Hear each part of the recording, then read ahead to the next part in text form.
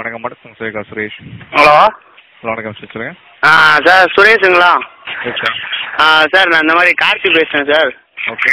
இப்போ பார்த்தீங்கன்னா இப்போ இந்த ஏர்டெல் சிம் தான் யூஸ் பண்ணிகிட்ருக்கேன். ஓகே.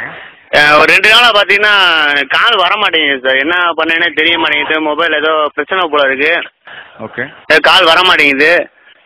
என்ன ப்ராப்ளம்னு ஒன்றும் புரிய மாட்டேங்குது சார்.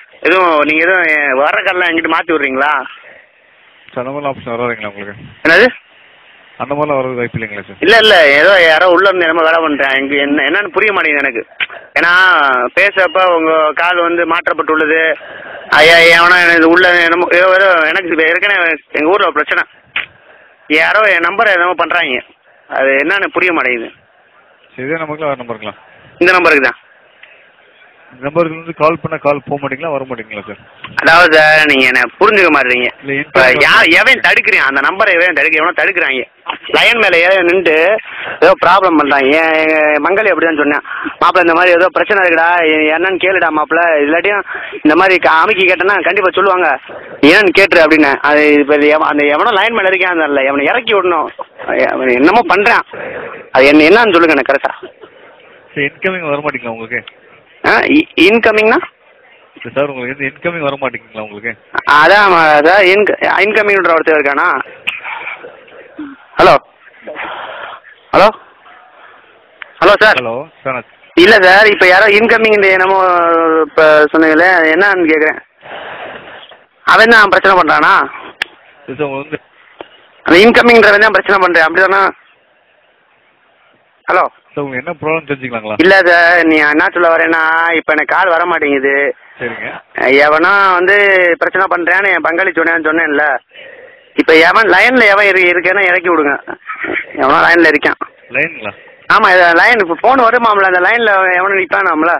நின்றா வந்து பேச முடியாது. இது ஒரு வகையாக செய்வின மாதிரி நினைக்கிறேன், அப்படி தானே? ஹலோ சார், மணி இன்கமிங் வரலன்னா கண்டிப்பாக நான் கம்ப்ளைண்ட் எடுத்து போட் பண்ணிடுறேன் உங்களுக்கு. ஓகேங்களா? கம்ப்ளைண்ட் வேணாம். ஏன்னா நம்ம வந்து யாரையும் வந்து கஷ்டப்படுத்தக்கூடாது, சரியா? இப்போ வந்து அவன் எவன் அந்த இன்கமிங்ன்றவன் தான் பிரச்சனை. இப்போ அவனை தான். ஹலோ, நீங்கள் தகவல் கொடுக்க மாட்டீங்க போல சார். நான் செக் பண்ணிக்கிறேன் உங்களுக்கு. இல்லை நீங்கள் செக் பண்ணக்கூடாது. நீங்கள் கரெக்டாக சொல்லுங்கள். ஏன்னா வந்து எல்லாரும் என்னை ஏமாத்துறாங்க. எங்கள் ஊருக்காரங்களும் பங்காளி மக்கள் ஏமாத்துறாங்க. அப்போ அவன் போய் சொன்ன கணக்கு ஆகி போச்சு பார்த்தீங்களா? இப்போ இன்கமிங் எவனோ சொந்தக்காரனே எவனோ இருக்கேன் போல இருக்கு. ப்ராப்ளம் எத்தனை நாளாக இருக்கும் உங்களுக்கு? அந்த இன்கமிங் ப்ராப்ளமா? ஆமாங்க. அது எனக்கு யாருன்னு தெரியாது சார். அந்த இன்கமிங்ன்றது யாருன்னு எனக்கு தெரியாது. நீங்கள் தயவு செஞ்சு சொல்லுங்கள், அவன் ஏவன் சார்? கண்டிப்பாக நீங்கள் இங்கே பாருங்கள் சார். நான் இந்த கஷ்டமாக இருக்கேன், சரியா? வீட்டில் ஏற்கனவே பிரச்சனை சார். எங்கள் அம்மாவுக்கு பெரியம்மாவுக்கு சண்டை வந்துருச்சு. நான் இப்போ இந்த சமயத்தில் வந்து இந்த இன்கமிங்ன்ற உள்ள வந்து பெரிய பிரச்சனை பண்ணிடுறேன் போல இருக்கே. எவ்வளோ சங்கடம் தெரியுமா? நீங்கள் அதெல்லாம் புரிஞ்சுக்காம பேசிட்டு இருக்கீங்க. நேற்று ஃபுல்லாக இதெல்லாம் சரக்கு அடிச்சு என்னென்னா பேசாமல் இருக்கு சார். சொல்லதான் ஒரு மாதிரி சங்கடமாக இருக்குது சார். சார், ஒரு நிமிஷம் லைனில் காத்துங்க, தவிர செக் பண்ணி சொல்கிறேன். இந்த இப்போ பார்த்தீங்களா, இந்த பற்றி சொல்லிட்டீங்க பார்த்தீங்களா லைனில். இந்த லைனில் தான் அவன் உட்காந்துருக்கான். அந்த லைனில் தான் அவனை இறக்கி விடணும், அந்த இன்கமிங்ன்றவனை. இதை நீங்கள் கரெக்டாக தகவலை கொடுங்க.